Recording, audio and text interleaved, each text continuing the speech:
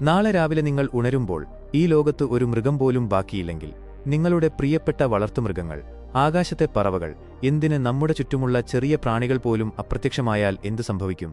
വെറുമൊരു നിശബ്ദത മാത്രമായിരിക്കുമോ അത്? അല്ല, അത് മനുഷ്യരാശിയുടെ തന്നെ അവസാനത്തിന്റെ തുടക്കമായിരിക്കും. നമ്മൾ നിസ്സാരമെന്ന് കരുതുന്ന തേനീച്ചകൾ ഇല്ലാതായാൽ സംഭവിക്കുന്നതെന്താണെന്നറിയാമോ? നമ്മുടെ ഭക്ഷണത്തിന്റെ 1/3 ഭാഗവും ഉണ്ടാകുന്നത് ഇവരുടെ സഹായത്തോടെയാണ്. തേനീച്ചകൾ പോയാൽ കൃഷി നശിക്കും, പട്ടിണി തുടങ്ങും. ആൽബർട്ട് ഐൻസ്റ്റീൻ പണ്ട് പറഞ്ഞിട്ടുണ്ട്, തേനീച്ചകൾ ഭൂമിയിൽ നിന്ന് തുടച്ചുനീക്കപ്പെട്ടാൽ മനുഷ്യന് പിന്നെ വെറും 4 വർഷത്തെ ആയുസ് മാത്രമേ ഉണ്ടാവുകയുള്ളൂ എന്ന്.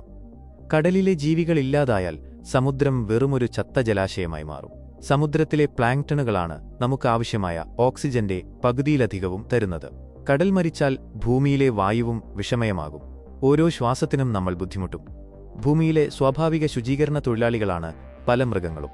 ചത്ത ജീവികളെ തിന്നുതീർക്കുന്ന പക്ഷികളും മൃഗങ്ങളുമില്ലെങ്കിൽ രോഗങ്ങൾ പടരും. ലോകം മുഴുവൻ അഴുക്കുകൊണ്ട് നിറയുന്ന ഒരവസ്ഥ ഒന്നാലോചിച്ചു നോക്കൂ.